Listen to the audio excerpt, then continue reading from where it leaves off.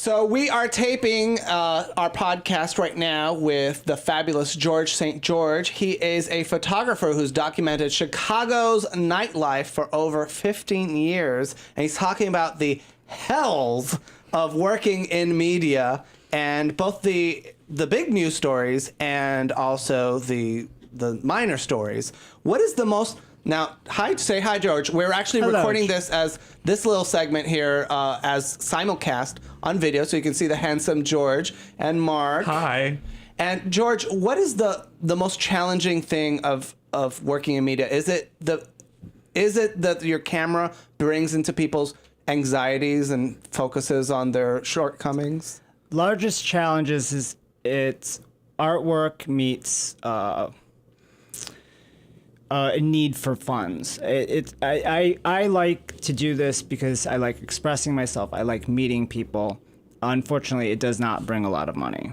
It's something, I feel like I'm the starving artist that's exploring things for years and years, and eventually, somebody's going to come across all these archives and journals and photos and say, wow, there's something really here. A bit of Chicago history, a bit of, nightlife history. What keeps you going? What makes this joyful for you? Well, I think it's you don't want to let go of your friends, and you've made a lot of good friends over the course of 15, 20 years, and it's hard to let that go. You don't want to let go of the photos. You don't want to let go of the enjoyment of going to parties and documenting the fun that you have with some of these great creative people. You do fall in love with many of these people. I mean, Chicago has wonderful DJs and artists and painters and musicians, and you just can't let go of that. And I can go and shoot weddings, I can go shoot bar mitzvahs, and make a lot more money. And I'm perfectly qualified to do that, but this is what I choose. What's the craziest thing you've seen recently on the Chicago scene? Like you're just like, wow, this is a crazy event, or this is so much fun to photograph. Oh, craziest thing, fun to photograph. I would always have to say IML. IML is the International Mr. Leather competition. It's sort of like a conference of sexual extremists. Mm-hmm. Or actually sexual fetishists and people who like to dress up in leather and spank each other.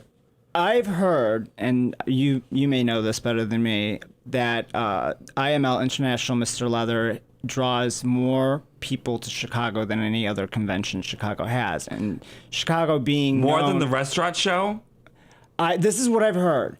And with Chicago being one of the largest convention cities in the world, in the U.S., I think that's quite significant. That's huge. I can't believe it brings in more people than the car show or the NRA. No way. No. Maybe for a gay thing. For a gay thing, certainly, because there are a lot of people that show up for that.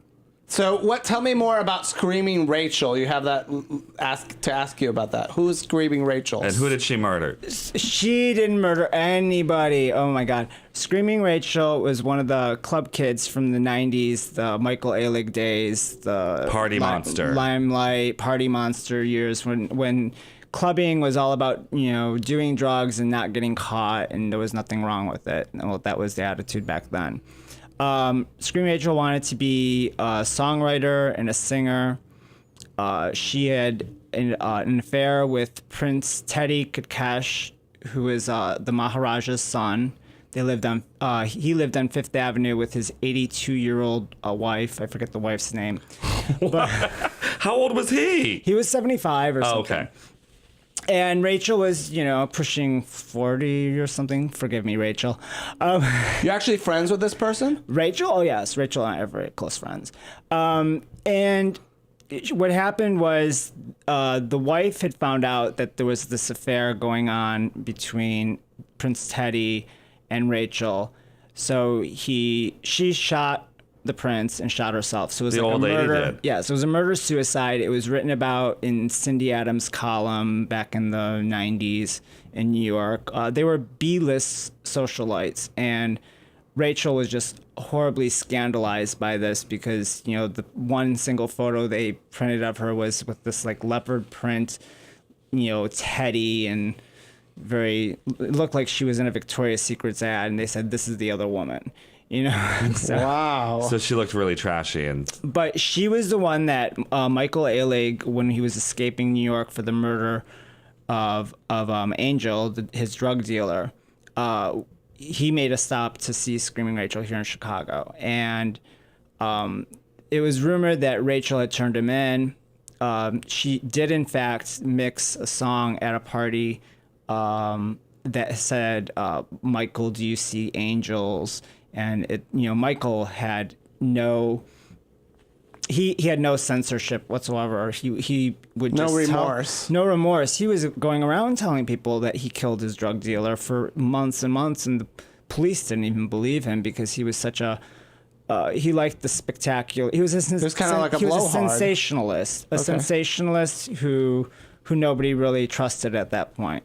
So when the body turned up, and families started asking questions, they had to go after him.